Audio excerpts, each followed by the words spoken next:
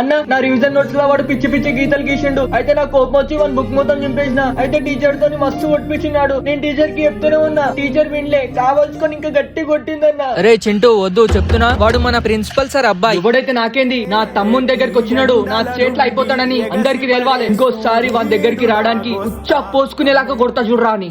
వీడేనా? వీడా కాదు, వీడా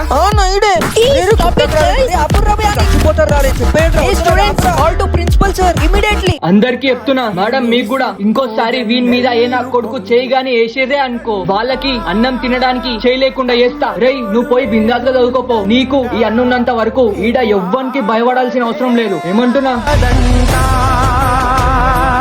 A few minutes later. నా కొడుకుని కొట్టినీకే నీకెన్ని గట్స్రా?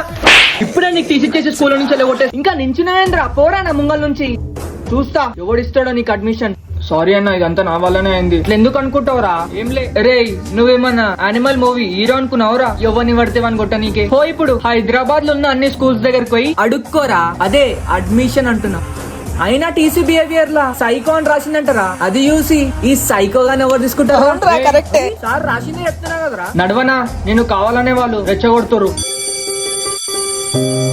అన్నా సార్ మమ్మీకి కాల్ చేసి మొత్తం చెప్పేసిండంట. వచ్చిండయ్యా పెద్ద ఫైటింగ్ మాస్టర్. అట్లా కాదు మమ్మీ, నోరు పోయి నాకు అన్నీ తెలుసు. పెద్ద నువ్వు పైల్వాన్ అనుకుంటున్నావా? నోరు తెరిస్తే ఒక్క ముక్క రాదు గాని, నువ్వు కాక చిన్నోని కూడా చెడగొడుతున్నావు.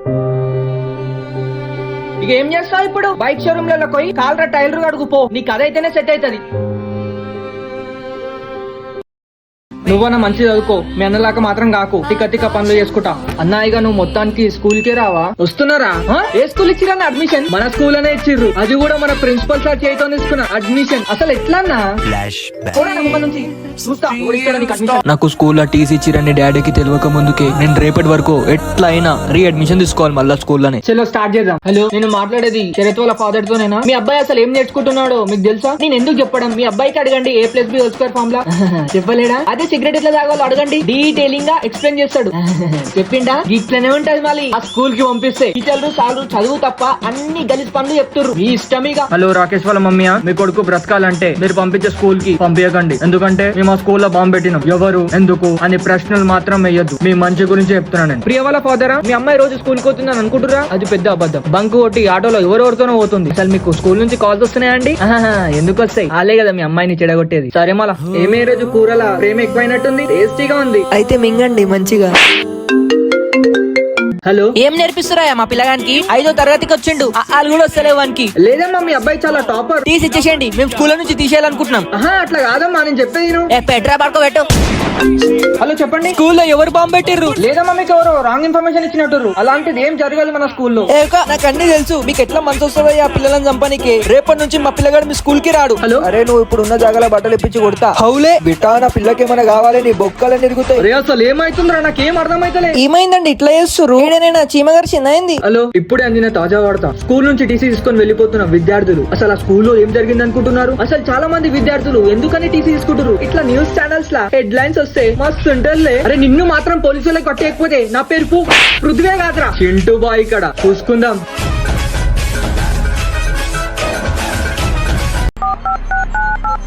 ఇంకో 1 వీక్ లో స్టూడెంట్స్ కి పబ్లిక్ ఎగ్జామ్ స్టార్ట్ అయితే సార్. సో ఇప్పుడు మీరు 1 మీద కేసులు అది ఇది అంటే ఇక్కడ మీకు ప్రాబ్లం, ఇంకా మన స్కూల్ కి బ్యాడ్, ఇవన్నీ అవసరమా చెప్పండి? మరి ఇప్పుడు నన్ను ఏం చేయమంటావు? రేపేమో స్కూల్ దగ్గరికి పేరెంట్స్ అందరూ చెప్పులు పట్టుకొని వస్తారంట నన్ను కొట్టనీకి. ఏం టెన్షన్ పడకండి, నేను చెప్పినట్టు చేయండి అంతే. అరే చింటూ, నువ్వు ఈ రోజు నుంచి స్కూల్ కి రావచ్చు. టీసీ తీసుకొని జల్దిరా. ఇట్లా రమ్మన్నారా? అరే నువ్వు తోపనా, నువ్వు వస్తున్నావు అంటే స్కూల్ అంతా హ్యాపీ ఉంటది.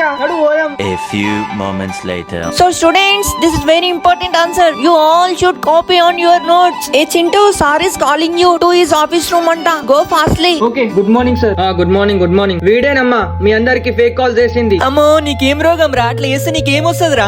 ఇంకేం చూస్తుర్రమ్మా వాన్ని? నడురి వాని చెంపాలని ఎర్ర చేద్దాం. అవును, నేనే చేసిన. మా ఇంటి పక్కన చిన్న ఫ్యామిలీ ఉండేది, వాళ్ళకు కూడా ఇట్లనే కాల్స్ వస్తుండే. ఏదో ఒక వాళ్ళ పిల్లల గురించి రాంగ్ ఇన్ఫర్మేషన్ ఇచ్చి 10 లక్షలు దోచుకున్నారు స్కామర్స్. మీ అందరికి ఒక అవేర్నెస్ స్ప్రెడ్ చేయాలని చెప్పి నేను కాల్ చేసిన. మీ అందరికి ఇట్లా ఫేక్ కాల్స్ వచ్చినా జాగ్రత్తగా ఉండాలని చేసిన. మీ అందరికి ఇలాంటి కాల్స్ వచ్చినా భయపడొద్దని చెప్పి చేసిన. నేను చేసింది తప్పైతే కొట్టండి, కానీ మా సార్ నేమ్ మాత్రం బ్యాడ్ చేయకండి. ఏ ఊకో బిడ్డ, నిన్నెందుకు కొడతాం మేము? అమ్మో పిల్లగాడు ఇంత లేడు గాని ఎంత మంచిగా ఆలోచించి చూసినావా మన అందరి గురించి? ఏం సింపతి గేమ్ ఆడినోరాను. చింటూ బాయ్ అంటే మినిమం ఉంటది. మళ్ళా స్టూడెంట్స్, ఈ ఎగ్జామ్స్ మీ ఫ్యూచర్ నేమ్ డిసైడ్ చేయదు. సో అట్లా అని చెప్పి మిమ్మల్ని అందరినీ ఫెయిల్ కమ్మంటలే. కొంతమంది ఉంటారు కదా, ఫెయిల్ కాగానే డిప్రెషన్ లో పోతా అంటారు, స్ట్రెస్ గా ఫీల్ అవుతారు. ఆ టైంలో వాళ్ళు ఏం చేసుకుంటారో వాళ్ళకే అర్థం కాదు. So prepare well. లైఫ్ లో ఏది జరిగినా పాజిటివ్ గా తీసుకోండి. Hello sir. Yeah okay sir. Students, fees due ఉన్న వాళ్ళు కింద ఆఫీస్ కంటారండి. Okay sir. హే బ్రో, మీరు ఫీజు కట్టారా? అడ్రస్ అలే కట్టలే నేను. వాట్ బ్రో అంత కోపం? నేను మంచిగానే మాట్లాడుతున్నా కదా. అరే నువ్వు సైలెంట్ గా అడికెళ్ళి మింగేస్తావా, దెబ్బలు తింటావా?